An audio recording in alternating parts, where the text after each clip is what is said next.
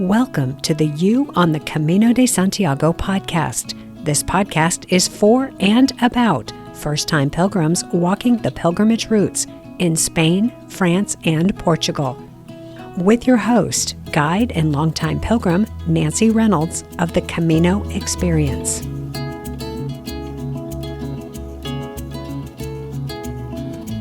When was the last time you were really scared?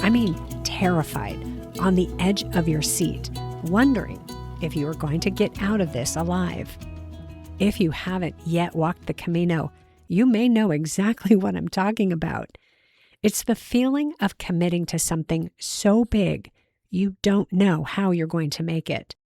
And if you have already walked the Camino, you may remember those feelings from back when you were approaching your starting point, wondering if you had made a very big mistake in saying yes to this journey. Many pilgrims feel this way at the start of their pilgrimage, including one of my guests today. This week on the podcast, I am delighted to be sharing a conversation I had with two very talented and Camino-spirit-filled people, Bennett and Jennifer Cluff. You may know Bill as the director and lead character of the film The Way, My Way, and the author of the book of the same name, which tell the story of his pilgrimage on the Camino Francés. And you may know Jennifer as the actress who played Bill's wife in the movie, but what you may not know is that Jennifer is also Bill's real-life wife, and they are solid partners in their creative endeavors. And what a delightful and insightful pair they are. Hi, this is Nancy, here today to share the conversation we had as part of our La Terraza book club. In case you don't know, La Terraza is our online pilgrim community dedicated to bringing home the pilgrimage experience so that it becomes a part of daily life and provides the foundation for whatever we do next. You can check the show notes for a link to La Terraza. If you've read Bill's book or have seen the movie, you may have felt right at home in the familiar Camino storyline and pilgrim inside jokes. But the rest of Bill and Jennifer's story goes so much deeper.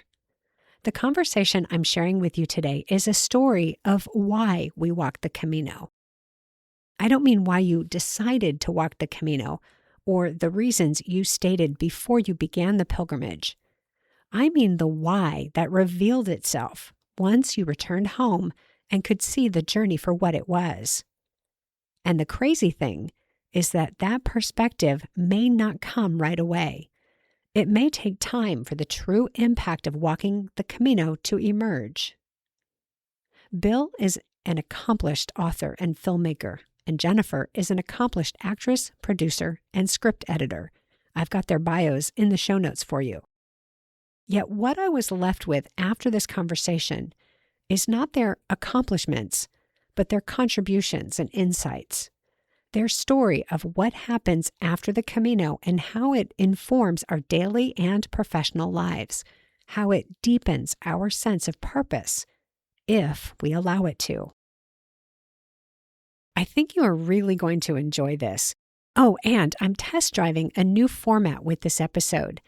In addition to talking with Bill and Jennifer, I also invited pilgrims from La Terraza and from my Camino Experience groups to join in the conversation. So while we begin the conversation with only 3 voices, there were about 20 more people with us, and we take questions toward the end of the call. We will meet Bill and Jennifer in just a moment, but first, I want to mention that if you are just now finding this podcast with this episode, number 144, and if you are preparing for your first ever pilgrimage on one of the Camino routes, you may want to go back to Season 1, Episode 1 of the podcast and listen from the beginning. Seasons 1 and 2 are where I walk you through the big decisions you need to make to get your Camino on the calendar. And sprinkled in there are conversations with other pilgrims who were also getting ready for their first ever Camino journeys. Whether you're new here or if you've been listening from the beginning in order as the episodes have released, I want to say a very heartfelt thank you for joining me and trusting me to share in your Camino experience. I'm glad you're here. Now, let's go ahead and meet Bill and Jennifer. Let me say hello and welcome, Jennifer and Bill. Thank you. It's a real pleasure and honor to be here. Thank you. Yeah, for us as well. I think, we've been reading the book. Many of us have seen the movie, and I have about 1,000 questions for you, but who has that much time? So we're gonna ask what we can and get to know you as much as we can, and then see where this goes. So that's what we have Okay. planned. All right. So when I do the You on the Camino podcast, I always start by putting the pin in the map. And so understanding that we have read the book and we know some of your Camino story, the people who are listening might not yet. So we're going to entice them. So I'd always like to start by asking the person I'm talking with to put the pin in the map. And what that means is if you would just tell us your Camino experience, when you walked for the first time, what Caminos you have since walked, and when you wrote your book and when you made your movie. Would you start there for us, Bill? Sure. So I began the walk in St. John Peter Paul on April the 5th, 2013. I have since walked four more Caminos, two Portuguese, the Via di Francesco, and part of the Jakobsweg in Bavaria. Mm. I finished the walk in May, and then I published the book in September. Um, I really, I really wanted to get the book out fast, not because I thought there'd be any readership for it at all, but I just needed to write the book to work out in my own mind what happened. Mm. The book was really written for me as a means of completing the Camino, if you like. And then it Sure. was a long time before the film was made because I never ever thought that there would be a film in the book at all. And it was only when a very veteran distributor friend of mine read the book and had a profound effect on him. And he came to me and he said, "Look, Bill, I think there's a movie in this." And I said, "No, there's not. I can't see it. And I mean, if I had, then I would have done it by now." And he was very insistent. And I didn't want to write a screenplay. I didn't think I could write a screenplay about myself. And I didn't think that there was enough substance in the story because what I did wasn't really unusual. But this distributor fellow said, if you can capture in a film what's in the book, then it will work for an audience. And so he didn't let up on me. So I finally thought I'd give it a try. Okay, so I'm still stuck on you walked in May and the book was done by September. He works very fast. I've listened to a couple of the podcast episodes you had with Dan Mullins. And so, yeah, I picked up on that story that it seems like when something is ready to come out, it comes right out. So that still, I'm going to say, seems very remarkable. Jennifer, have you walked any of the Camino routes? Yes, but I would not call myself a traditional pilgrim Okay. because I never really wanted to do it. The only reason I did it in 2014, and that was the Portuguese Camino, was because a lot of people wanted to walk with Bill. Mm. And I know my husband very, very well. He is not one to mother and look after people who want to be with him. He's more likely to get up really early ahead of them and walk very, very fast so Okay. that they're always trying to catch up with him. So I came along to make Oh, sure, no, Jen, be fair. Come on. and he did behave himself. And that was another Camino experience for him to have to walk with a group. Mm. And it was so successful, we did it again. And the Portuguese again, I think in 16. And then we went to Italy and with friends, and we all walked together, and that was just fabulous. And then again in Germany. So it just became this first group of people we walked with have become Mm. really, really, really very close friends. And for me, that was the defining gift of the Camino was friendship. And I edited the book, of course, because I had to. Well, that's what I do. I'm a book editor. So one of the reasons why it was out in September. Gotcha. All right. And I have another question coming about that because I suspected that you had a hand in that. Yeah. Bill, anything to add to what Jennifer's just shared with us? Only in that I take offense that, I don't care about other pilgrims. But they bothered me. I wanted to walk my own Camino. I didn't want to have a group of people hanging off my shirt sleeves. But you had the best time with them, didn't you? I did, darling. We had the most wonderful times. We had like truly memorable times. But my natural inclination is to walk alone, I got to say. Mm-hmm. I'm just going to do a quick show of hands for the people on the call. Anybody else feel the same way? Your inclination is to walk alone? Yeah. That's not a trick question because some of these people are walking with my group this year. So not a trick question because my groups are intended to get you started so you can walk confidently alone. But yeah, Bill, I really share that sentiment. I really do. When I walk my own pilgrimages, I don't often even talk to people. And it seems a little counterintuitive, a little ironic that I lead groups, but I really understand the sort of the solitary heart of the pilgrim, I think, is what I would call it. Yeah, I think the nature of a pilgrimage is such that it encourages internal self-examination, self-awareness.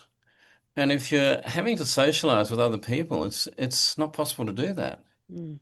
And I think that's one of the reasons why the Camino Francés is a more powerful Camino than the Camino Portuguese, and particularly on the Meseta, because you've got those long, long areas where there's nothing going on really other than what's in your head. Mm-hmm. And, that to me, I think, for me, how a pilgrim handles the Meseta really defines that pilgrimage for that person. Can you say more about that? Jennifer? Me, I've never done the Francés. I've only been on the Meseta when we made the film. And everyday life for me is like that. That's why I say I'm not really a pilgrim. I found camaraderie. I found the ability to walk and talk, the ability for people to share things they've never shared with anyone. I found that personally for me the most extraordinary experience of the Camino, because you can be walking along and someone you don't even know will come and tell you something that's been bothering them. And it's really important to listen to them. And I was just overwhelmed by that.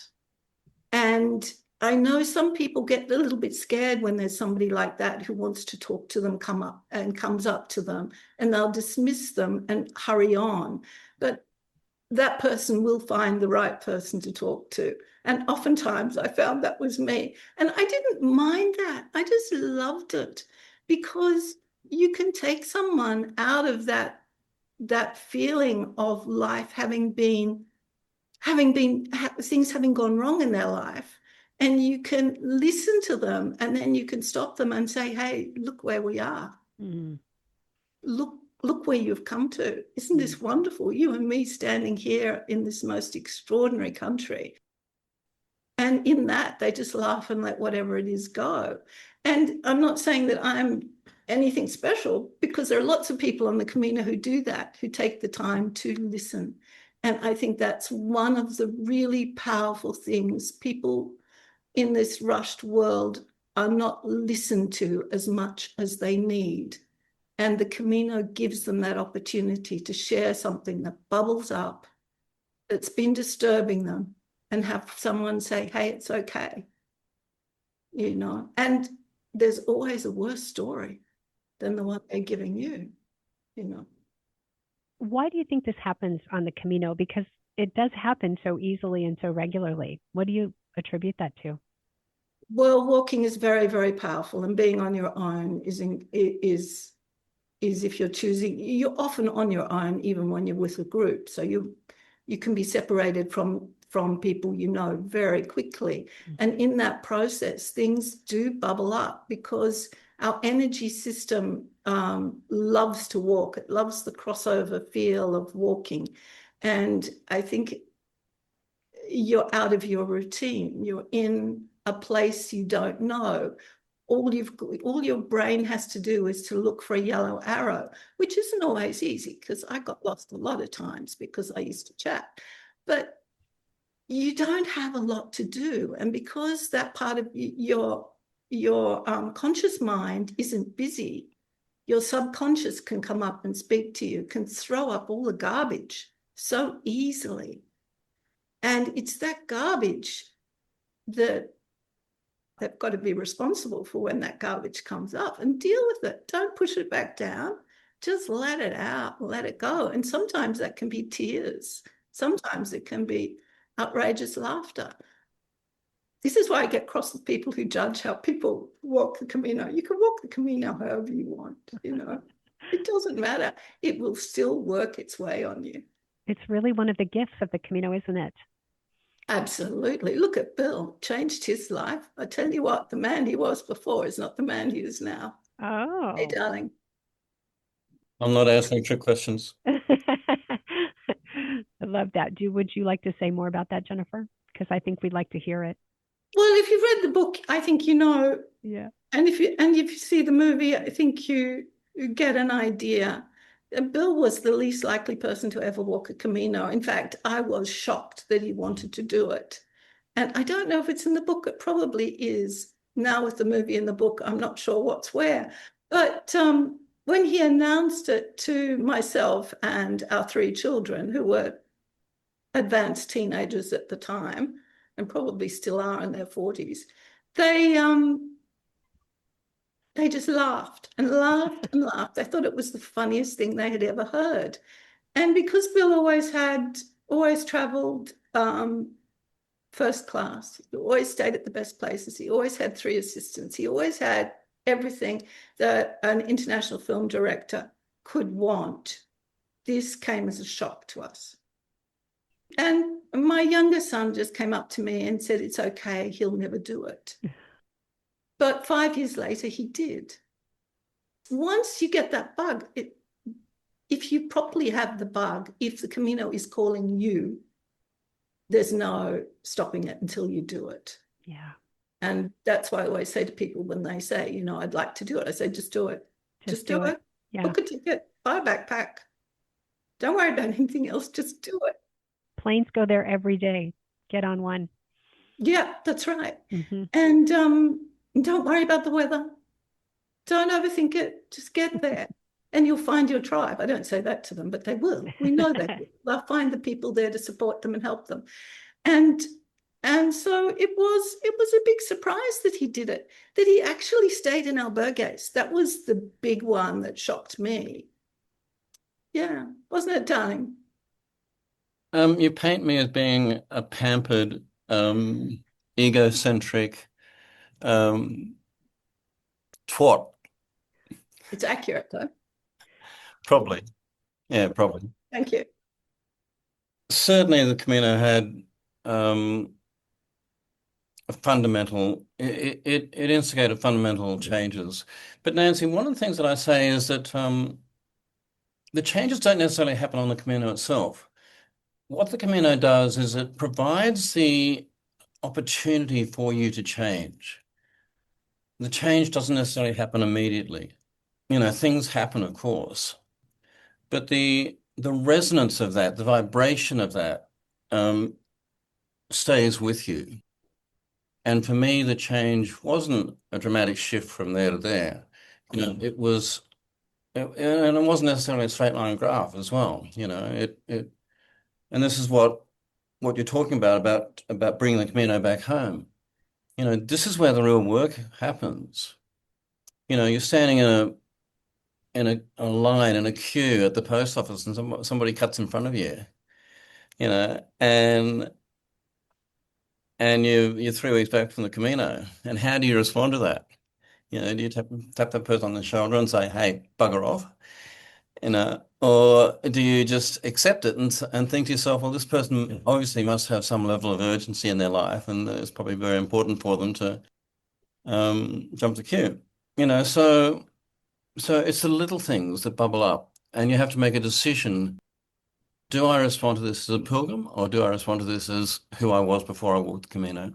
Yeah, I love that you said that because I'm thinking back to the very, very end of the book when you say, I can be a pilgrim every day of my life if I see my life as a pilgrimage. Yeah.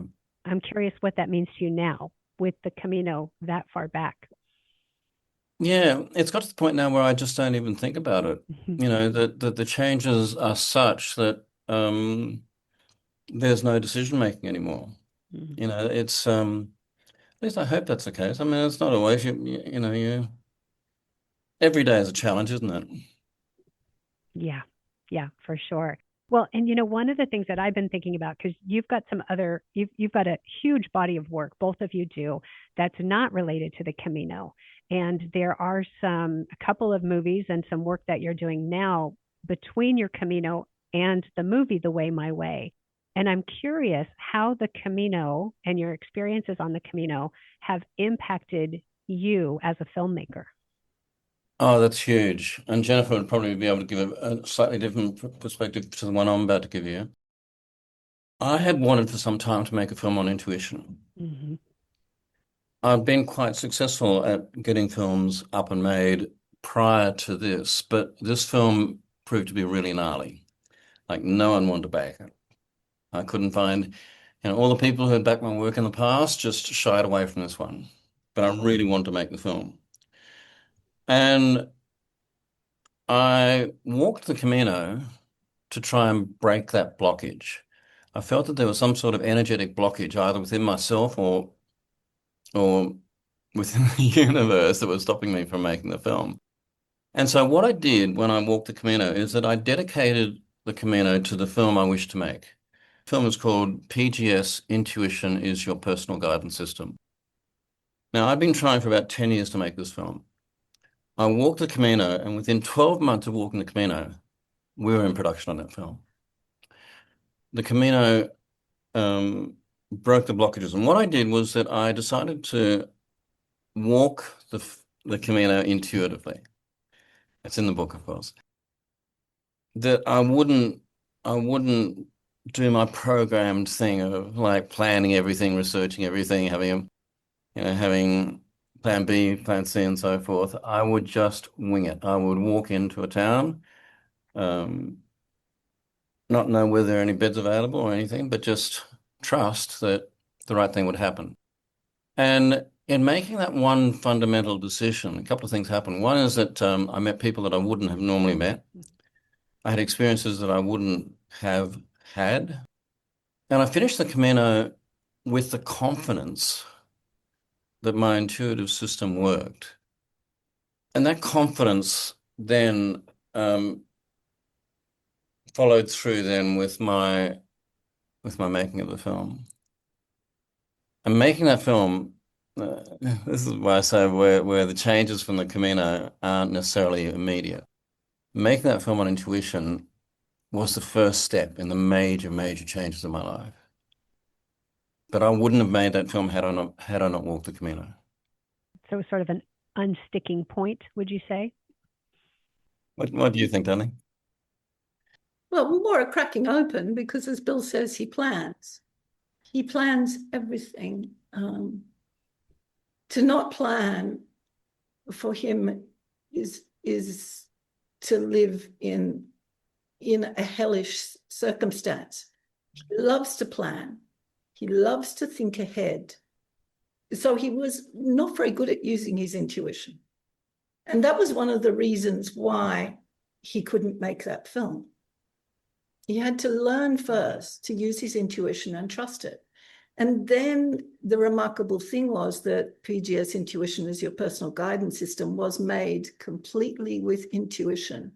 He said to me at the beginning, when things started to open up for him after the Camino, he said, these are the people I'm going to interview.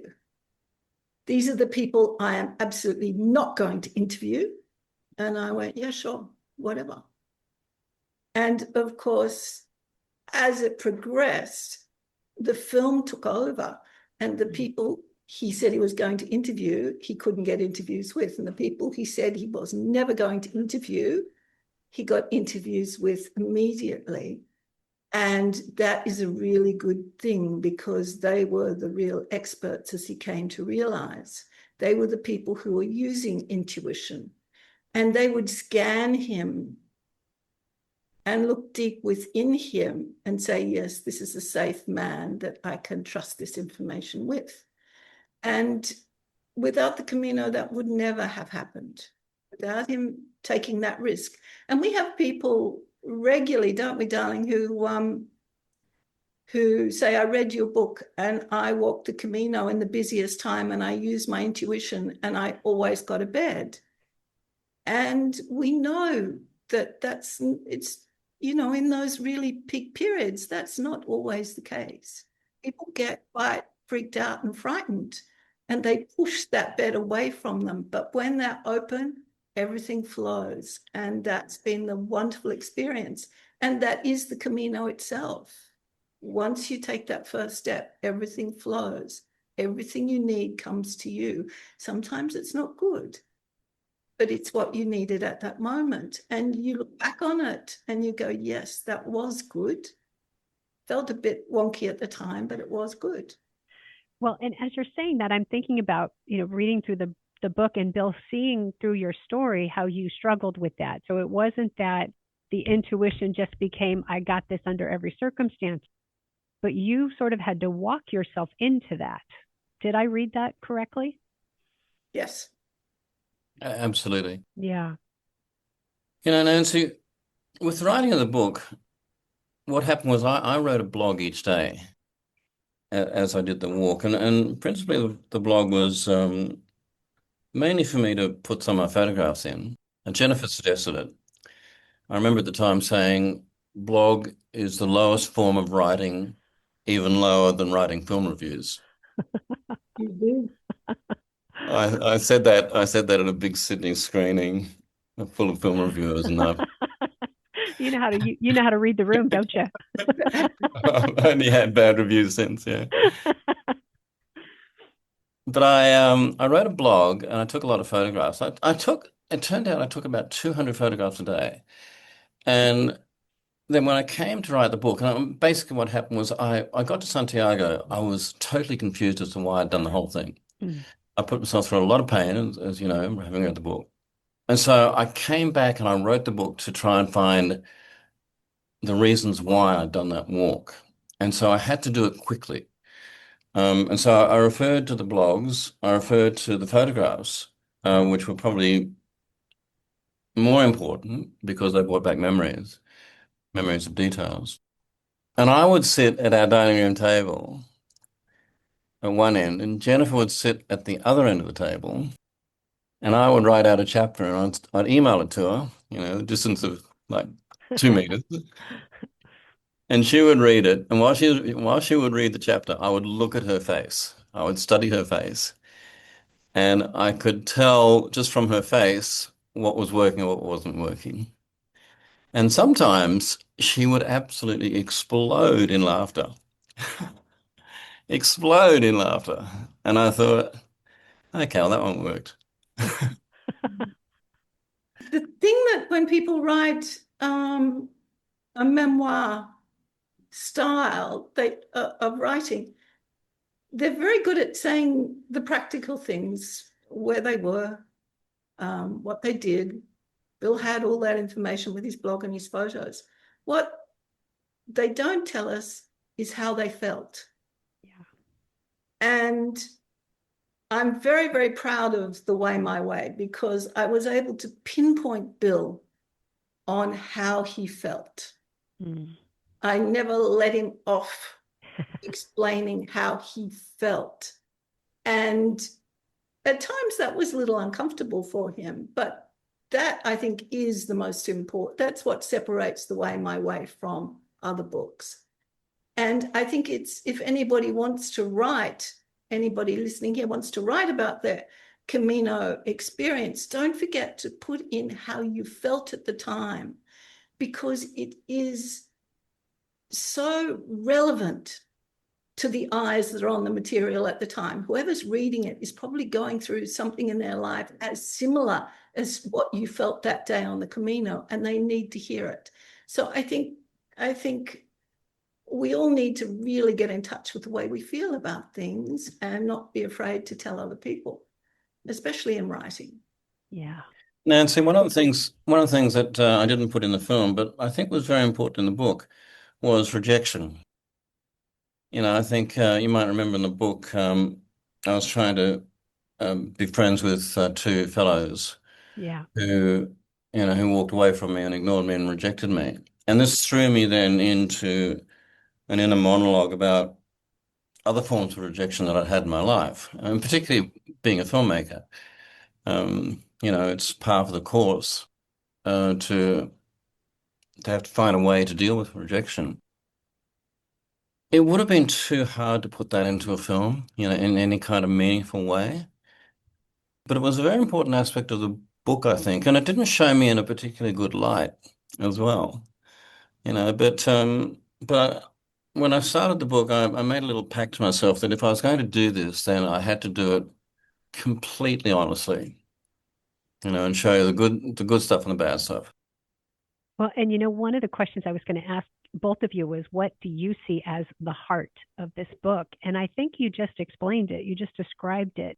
The heart of this book for me as the reader was the raw honesty and the willingness to go, here's the good, here's the bad, here's the ugly, and walk us through your mental process. Because I don't know about anyone else on the call, but for me, there's a lot of mental gymnastics that go on in my head when I'm on the Camino. A lot of working through things and thinking through and judging, and then judging me for judging, and then criticizing me, and it's kind of a messy thing at times. And Jennifer, I love what you said, that you sort of held Bill's feet to the fire to get those feelings in there, because that is the story as a reader from my perspective. Yes. I mean, Bill is a storyteller, and in his films, he does, especially a lot of his early work, he deals with very raw emotions. So once he got the idea, I put that, as you say, put the pin in where he needed to be mentally, he got it, then I didn't have to push anymore, because he is an extraordinary storyteller. But it was a way, as he said, he wanted to work out why he did the Camino. And I think going through it in that amount of detail, and to an extent reliving it in that short passage of time while he was writing, did help him, I think, come to terms with why he walked. Why did you walk the Camino, darling? It's taken me a long time to come to this realization, and I've only really come to it in the last probably 6 months or so, because writing the book didn't do it, making the film didn't do it. But I've come to realize that the reason I walked the Camino was to find out who I truly was and am. To find out who I truly am. Have you done that? I believe I have, yeah. Oh, lovely. Yeah, I'll tell you all about it later. What I love about that is, so often when I'm working with pilgrims to get them ready, I ask them, why are you walking the Camino? And everybody has an idea, an answer, something. But those who have walked it know that that's not always the real reason. And we have to walk it and then bring it home in order to know the real reason. Yeah. When you're on the Camino and making the film, I spoke to a lot of pilgrims. It was a very, very busy time on the Camino. And the first question, when someone walks past you and you have a little chat to them, is, where did you start? Yeah. And why are you doing it? Mm-hmm. And at that point, how much does their backpack weigh? No, I don't ask them that. At that point, they don't have a clue why they're doing it. I was shocked at how many people who said, I don't know. I don't know. I just know I have to get to Hontanas today, Yeah. or wherever they were heading. Yeah. The story of this transformation, Bill, that you went through, could that have happened any place other than the Camino, or was the Camino the place it had to happen? I can't imagine any other place it could have happened. I think the Camino was fundamental to my transformation. Mm. Yeah. There's a magic in that place, that you just can't pin down. There is an energetic field there that I've not experienced anywhere else. I'm not interested in walking Pacific Crest trails or whatever these other long walks just for the sake of doing a long walk. The fact that it's a pilgrimage and that it's a sacred journey, is important, very important. And yet when I started the Camino, I wouldn't even have called myself a Christian. Mm. And yet, the morning that I set off, I went into that church just by the port gates there at Jean Peter Port, and I sat down and I contemplated.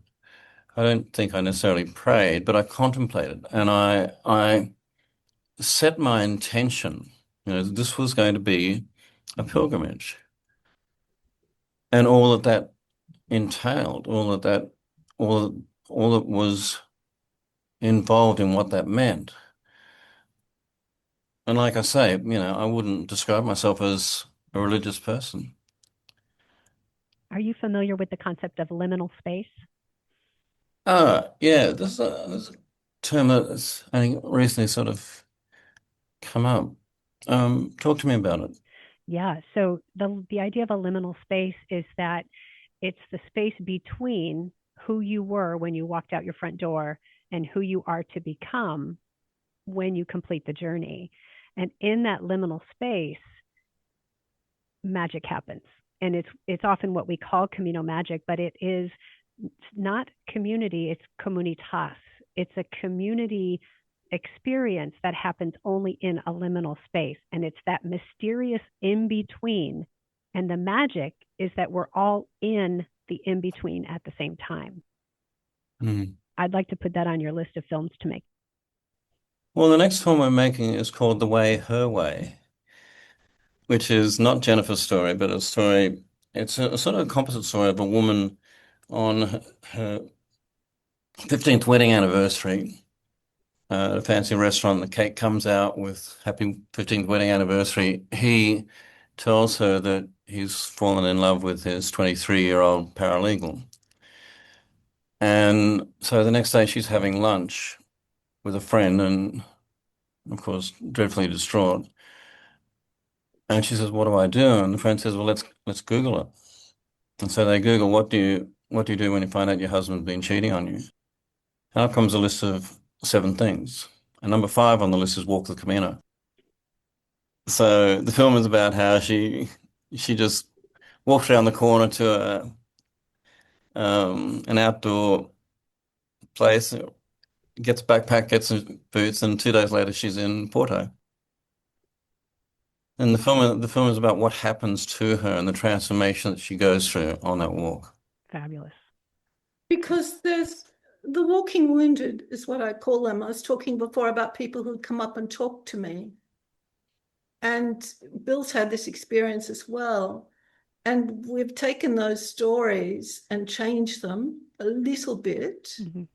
and pulled them together into this one lady's story. Mm-hmm. And I just cannot begin to, I mean, when you're on the Camino, you see the walking wounded. They're the ones who never look up. The pain is too much. They're either walking because they've had a dreadful diagnosis, or they've lost someone, or they've just had shocking news that's just rocked them to the core. And that needs to be explored, because the Camino is a place where you can heal that in such a short amount of time rather than carrying it for years and years and years. Yeah. And so that is why we're doing it. And of course, you can't have an audience crying through the whole show. You've got to have them laughing as well, because the Camino is a very funny place. Funny things happen all the time and lift your spirits. And she meets beautiful people, actual pilgrims who we have walked with again, and who have walked the Portuguese with us, who are just extraordinary people with extraordinary stories, who have agreed to come back and play themselves. And add to the veracity of this lady's story. We're really looking forward to this. Is there a timeline that you can share on that one? We're just waiting to hear about some funding. If the funding falls into place, as I hope, then we'll be shooting roughly the same time. Very soon. Fantastic. Very soon. If it doesn't, then we'll have to push back. And so if anybody listening to this or watching this wants to contact me about giving me a truck full of money, I wouldn't say no to it. Fabulous. I'll make sure your contact information is in the show notes so that anyone who wants to do that can. Yeah. Well, I have just one more question for you, and then I want to open it up to the room to ask some questions. So I'm imagining with the film tour that you did last year and all the work that you've done, being very public facing, being on podcasts, you have probably been asked every question under the sun related to these projects. So the question is there anything you would like to share, but no one has asked that right question yet? I'll throw that one to you first, sweetie. Well, it's going to be about you. I'm trying to think, what haven't they asked you? Not necessarily about me. About the Camino. They very rarely get spiritual because there's not enough time in the screening, certainly in the Q&As after the screening. If that were to happen, it normally happens privately afterwards.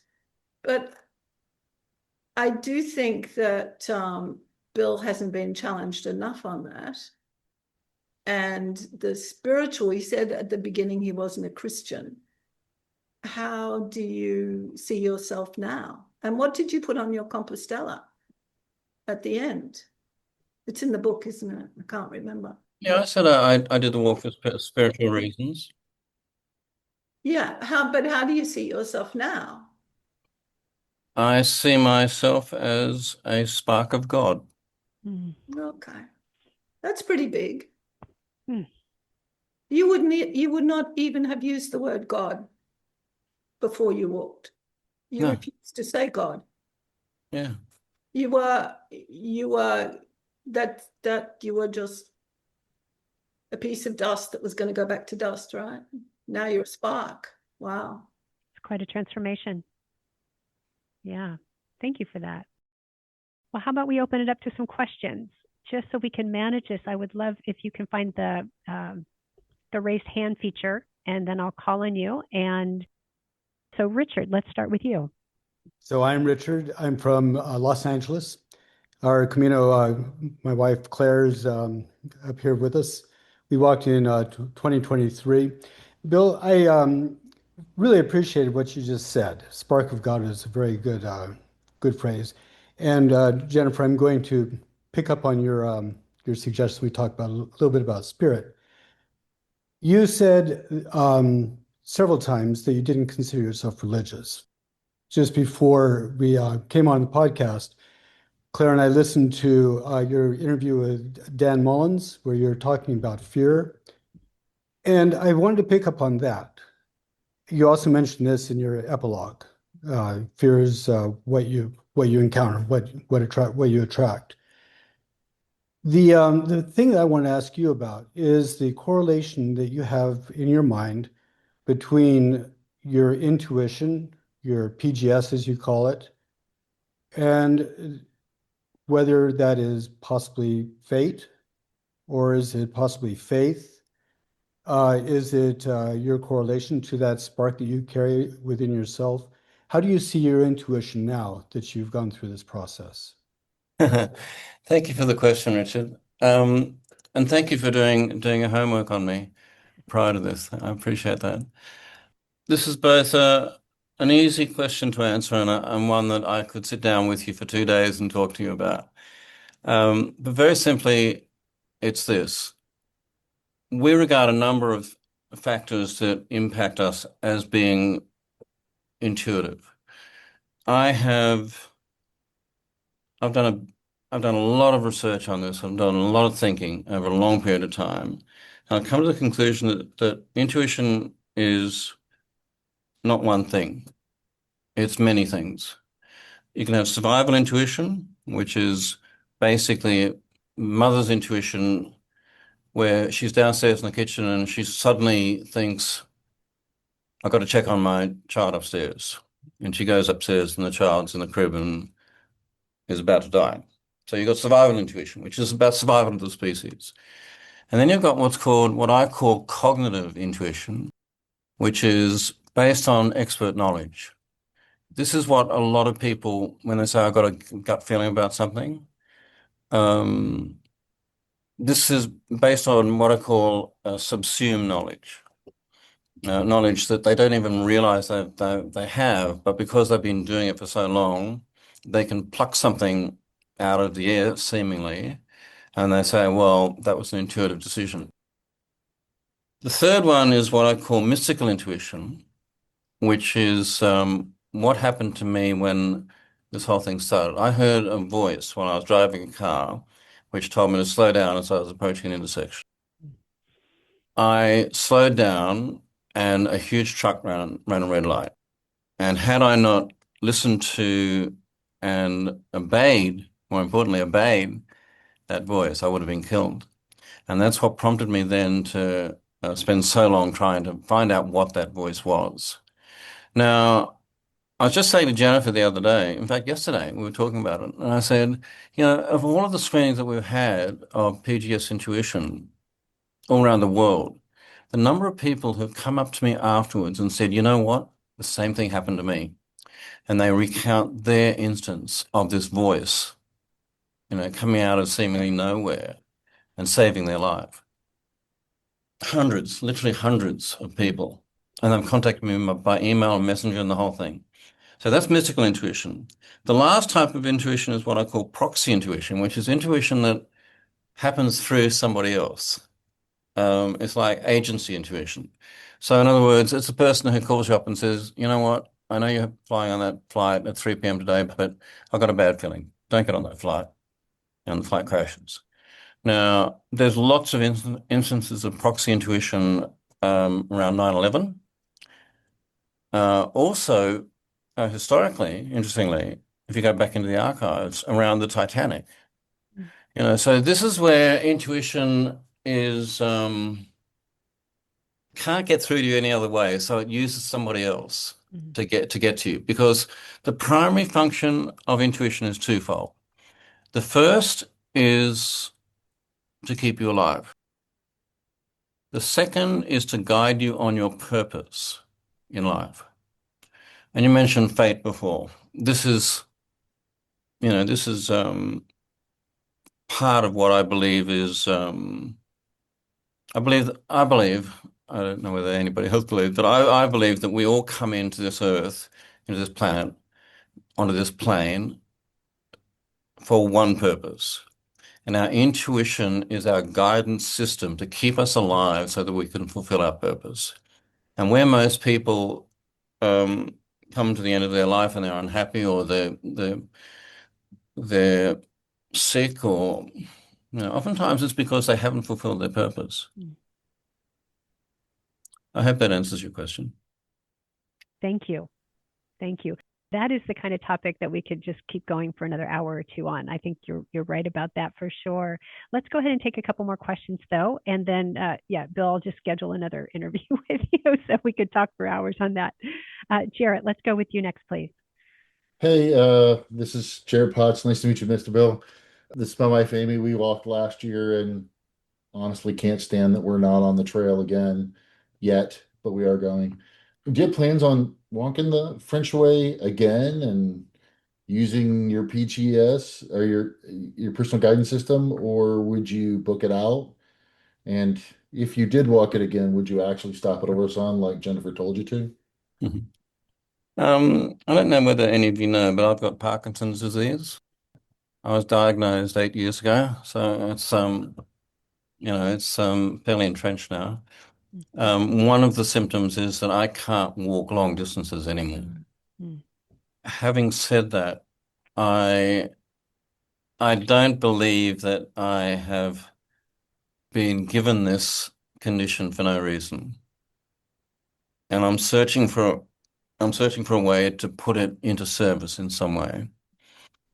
And it could well be that I walk a shorter Camino like the Portuguese, and use it to bring awareness to Parkinson's, because there's a lot of aspects to the condition that I refuse to use the word disease, to the condition that a lot of people aren't aware of.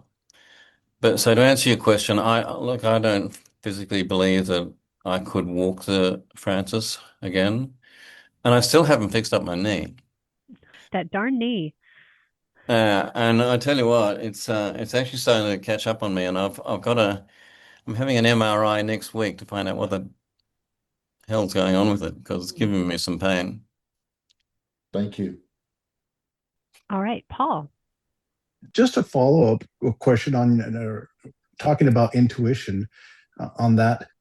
I noticed that you didn't include a direct religious aspect of intuition. Have you ever considered, or what is the reason that you did not consider, that intuition could be just the Spirit of God talking to you? It is. When I say mystical intuition, you see, there's an aspect of intuition which is inexplicable. There's the known, the unknown, and the unknowable. Intuition sits within the unknowable. I don't use religion because religion is a construct of universal truths. So it's a patina over what's fundamental, is my way of thinking. And I want to try and scrape off the patina and get to the core tenets, if that makes sense. So I do believe that mystical intuition is divine messaging from God. Absolutely. Okay. Thanks for clarifying that. No worries. Any other questions?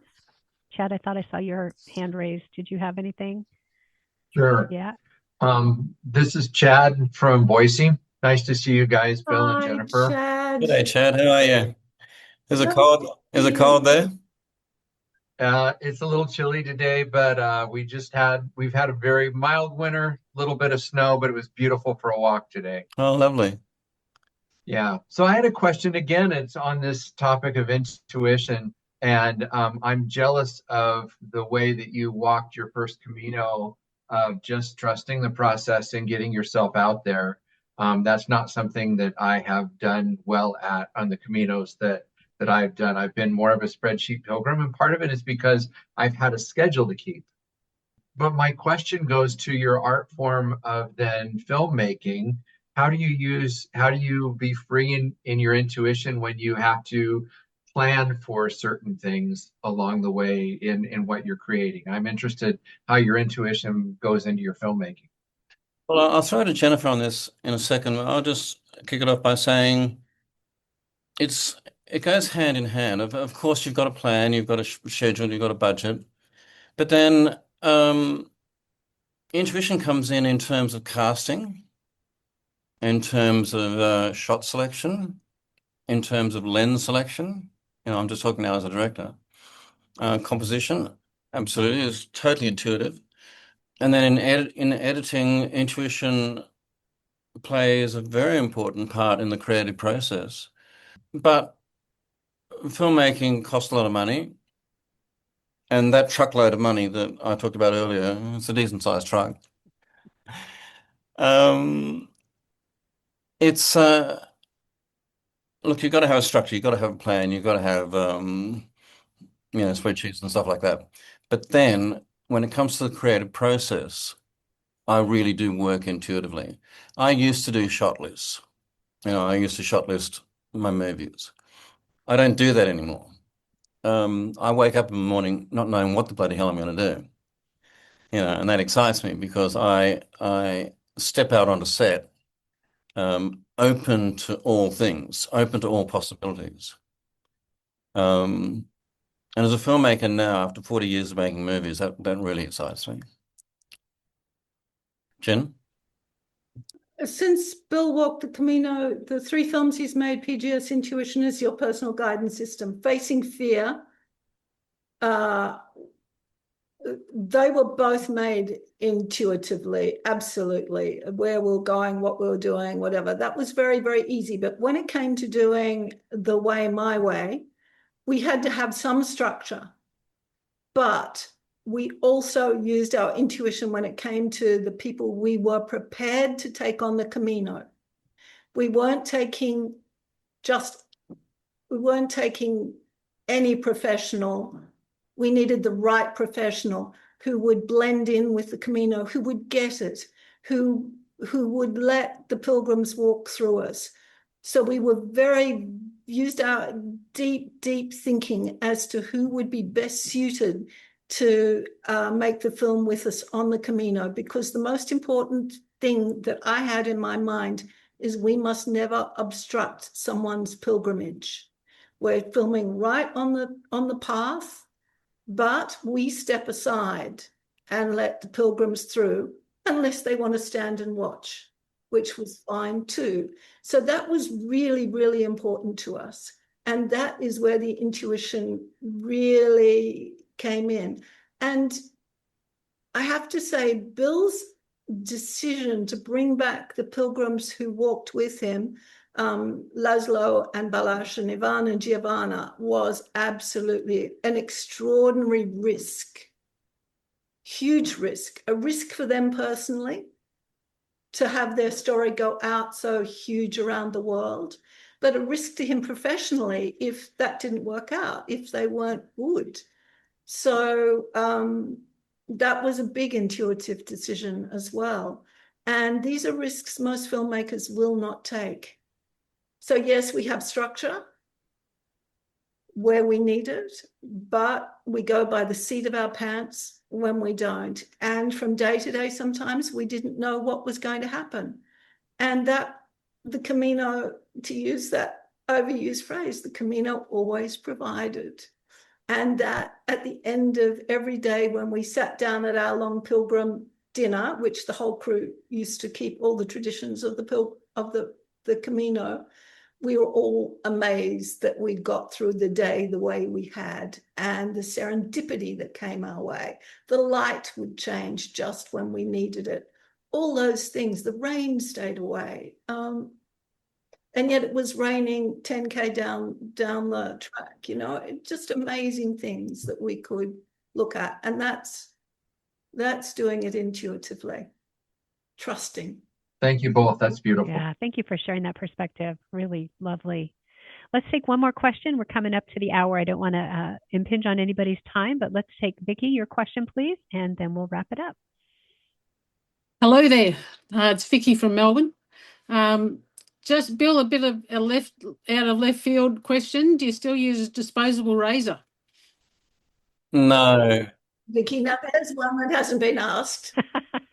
Yeah, that's a good question. No, I don't, because disposable razors give me nicks. I always cut myself. I was amazed in the film how Chris was able to shave like that, so quickly and so effortlessly without chopping his nose off. I mean, every time I try and use a disposable razor, I leave scars on my face. But I don't use a razor that vibrates and has a battery. So that's one good thing. All right. Lovely personal glimpse. Thank you. The last question I want to ask to wrap this up. Is there any story from either of your Camino experiences, being a pilgrim, walking on the trail, that didn't make it into the book that you love telling, that you would like to wrap up with? Jen? Did the sign make it into the book? I don't know. The sign. The sign? Let's have it. Oh, Bill was terrified of people talking. I'm going to say it really fast. Bill was terrified of people talking to him. He spent at least 18 months saying, but what if someone talks to me? And we'd laugh at him. Of course, they're going to talk to you. And finally, I said to him, I'll make you a sign. And it will say, don't talk to me. And he thought about it very seriously, which shocked me because it was a joke. And then he said, yes, but would it be waterproof? And it was the people he spoke to that changed him. Mm. You know, he did not want in any way to relate to talk to people. Mm. And yet that is what was the gift of the Camino for him. Mm. Nancy, I remember leaving Australia on the plane and arriving in France, and I was really scared. Mm. You know, I was really scared, and it was kind of invigorating. And it made me question, when was the last time I was really scared in my life? You know, I mean, you get scared with films opening and with, you know, money pressures and things like that. But I was physically scared, like I was going into some kind of battle or something like that. And I don't, you know, and when I started to kind of question it, what exactly was I scared of? I couldn't really put my finger on it. Was I scared of not finishing, of taking on something that I'd embarked on? It's not like I'd sort of gone on social media and been really public about this. Mm-hmm. You know, it was only a handful of people knew that I was doing it. But that terror, you know, really it was a terror, was so exhilarating. You know, and I never really fully expressed that in the book, I don't think. You know, that, but the other thing too is this, and that is that I felt special. And when I was walking, there was a layover, you know, on the flight from Australia to France. I was walking through a terminal and I had the shell on the back, and somebody stopped me and said, "Oh, you're a pilgrim." And I felt like 10 feet tall. Mm. You know, when that person said that, it was the most extraordinary feeling, you know, that I just felt imbued with something, you know, and those two feelings, the feeling of terror and this feeling of being special, of being on some sort of, not really any kind of journey or anything like that, but just the weight of tradition, Mm. you know, I think really was the whole thing. I'm hearing significance. There's something so significant about being a pilgrim on the road to Santiago. Yeah. Yeah. It's for me that was really important. I know it's not necessarily important for some other people, but you know, what Jennifer and I have discovered is that you know, we talk to some people who start off the Camino kind of having it as a bucket list thing. Mm-hmm. You know, but they end the Camino as something else. Yeah. And that's the extraordinary transformational power of the Camino. Yeah. I have a theory that one of the reasons why people are so scared, why it has us so on edge in the way that you just described, is because at some level we know that the journey is going to change us, but we don't know what it's going to change us into. And that unknown is awfully scary. You know, you might be right. I hadn't really considered that, but you might be right that deep down, you know that you are going to be challenged in ways that you've never been challenged before. Yeah. And within those challenges, you're going to have to reassess who you are and what you do. And possibly everything about your life.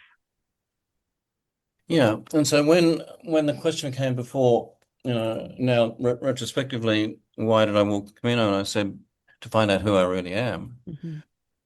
you know, that's at the essence of it, I think, for me anyway. Yeah. Jennifer, any final words?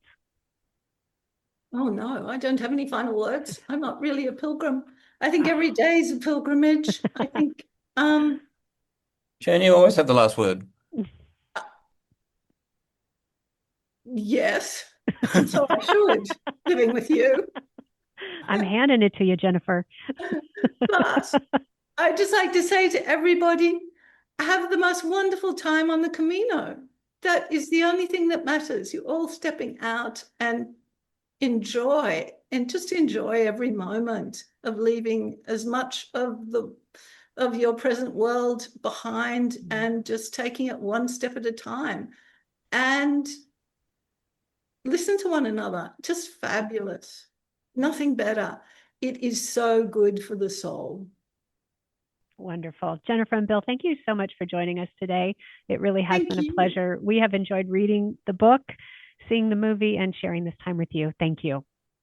Well, thank you for this opportunity. It's been a real pleasure. Thank you. Bye-bye, everybody, and thank you. Bye. Enjoy your day. Ours is almost done. Yeah. Thank you. Bye-bye. Bye-bye.